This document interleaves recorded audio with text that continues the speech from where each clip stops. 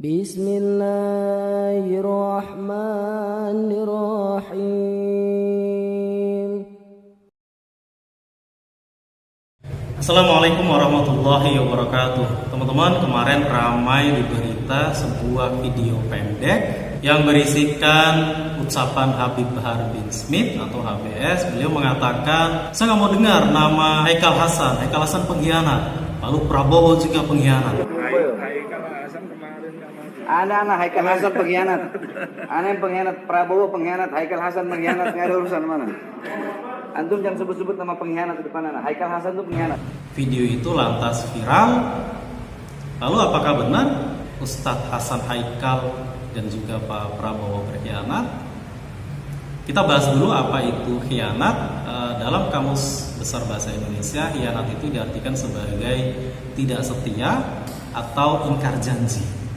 Nah, dalam Islam, ingkar janji, tidak setia itu termasuk dalam salah satu ciri orang munafik. Di mana ciri orang munafik itu ada 3. Bila ia bicara berdusta, bila berjanji ia ingkari, dan bila diberi amanah ia khianat. Itu 3 ciri-ciri orang munafik. Maka dalam Islam, khianat bisa dikategorikan orang yang munafik. Orang yang berkhianat adalah orang munafik. Konsekuensinya orang munafik adalah persaksiannya nanti tidak diterima, ucapannya tidak dipercaya lagi oleh orang lain. Bagaimana di dalam negara? Hukumannya berat sekali. Kalau orang berkhianat terhadap negara, konsekuensinya dia bisa dipenjara, yang paling berat bahkan sampai dieksekusi mati, tergantung tingkat pengkhianatannya terhadap negara. Yang sering terjadi mungkin pengkhianatan cinta ya teman-teman. Misalkan 2 orang muda-mudi, laki-laki perempuan, bersepakat untuk saling mencintai, ternyata salah satunya tergoda oleh yang lainnya, itulah pengkhianatan cinta ya. Ketika salah satu lebih memilih cinta yang lain, biasanya yang satu merasa terhianati. Tapi kalau dalam pengkhianatan cinta mah masih banyak cinta-cinta yang lain tidak mencari yang lain, berarti itu belum jodohnya ya. Kalau sudah jodohnya, insya Allah bersatukan dalam ikatan yang sah, ikatan pernikahan. Nah, lalu benarkah Ustadz Hasan Haikal dan juga Pak Prabowo ini berkhianat?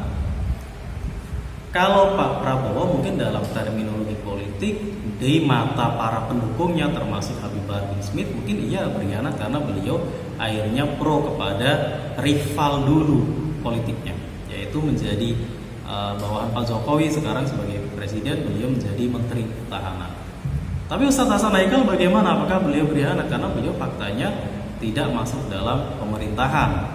Maka mungkin ini urusan pribadi Ustadz Hasan Haikal dan juga Habib Bahar bin Smith. Saya lebih tertarik untuk mengomentari tentang Pak Prabowo ya, yang dikatakan berkhianat oleh Habib Bahar bin Smith. Memang dulu ketika berkampanye, Habib Bahar bin Smith itu menyatakan dukungannya terhadap Pak Prabowo. Jadi ketika gagal kok Pak Prabowo ternyata sekarang pro kepada Pak Jokowi, itu tentu menciderai para pendukungnya ya. Dimana pendukungnya dulu kan kita tahu mereka mati-matian, tidak hanya berdarah-darah, ada yang memang meninggal karena mendukung Pak Prabowo, ada yang sampai urusan rumah tangganya jadi berantakan, ada yang hubungan kekerabatannya jadi berantakan gara-gara mendukung Pak Prabowo. Tapi sekarang Pak Prabowo-nya malah berkoalisi dengan Pak Jokowi. Tapi ada jawaban yang luar biasa dari Pak Prabowo ketika diundang di podcast Deddy Corbuzier. Beliau mengatakan alasannya adalah karena negara, karena NKRI tercinta ini, demi keutuhan negara, demi kemajuan negara, beliau rela bergabung di dalam pemerintahan. Itu jawaban yang luar biasa bijaksana ya, sangat berkelas. Tapi kalau mau dianalisa lain, bisa jadi itu langkah Pak Prabowo untuk membaca perpolitikan untuk nanti di tahun 2024. Karena sebagai Menteri Pertahanan pasti beliau akan bisa membaca bagaimana perpolitikan dunia, bagaimana posisi Indonesia secara pertahanan keamanan di dalam perpolitikan dunia.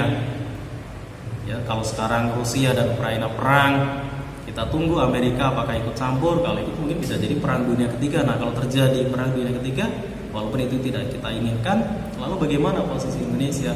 Lalu di dalam negeri juga Pak Prabowo bisa jadi karena di dalam pemerintahan bisa lebih banyak lagi membaca peta perpolitikan nanti di tahun 2024. Bagaimana peluang beliau untuk menjadi calon presiden. Menarik ya, karena bicara tentang khianat juga dulu Pak Prabowo di tahun 2014 pernah dikhianati oleh Bu Mega dan PDIP. Di perjanjian batu tulis beliau akhirnya tidak dicalonkan sebagai presiden dari partai PDIP, malah PDIP mencalonkan Pak Jokowi.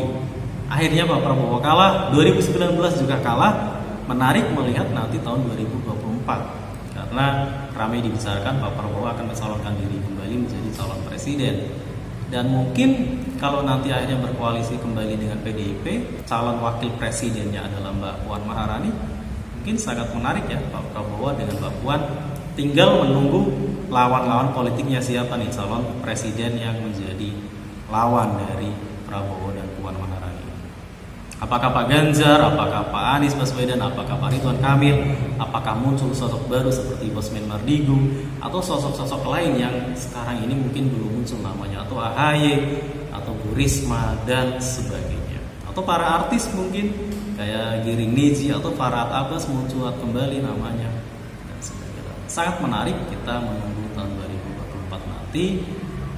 Yang jelas, kembali ke topik khianat tadi, kita sebagai muslim jangan sampai menjadi manusia yang berkhianat, jangan sampai menjadi manusia yang munafik. Mudah-mudahan kita dijauhkan oleh Allah dari sifat-sifat tersebut, dari sifat khianat, dari sifat munafik, dan sifat-sifat tercela yang lainnya. Mudah-mudahan ada manfaatnya. Allah minkum.